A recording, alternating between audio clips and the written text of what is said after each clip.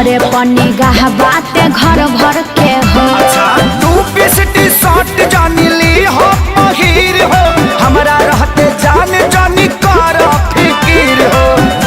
कुछ पल संगे तू बिताई हानु हो, कुछ पल संगे तू बिताई हानु हो।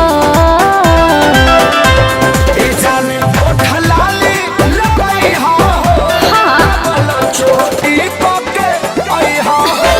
अच्छा ओठलाली लई हो, हाँ छोटी पके आई हो।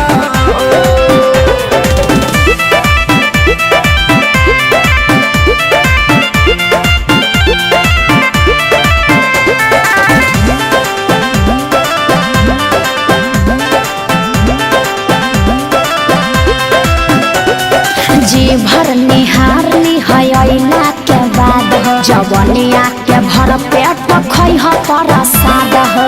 मिले खाती हम बानी जान बेकरार हो, चले रजनीश तोहर करी है इंतजार हो। छोटू खेसारी रिश्ता निभाई हानु हो, छोटू खेसारी रिश्ता निभाई हानु हो। ये संग ओठलाली लगई हो, हाँ छोटी पकई हो।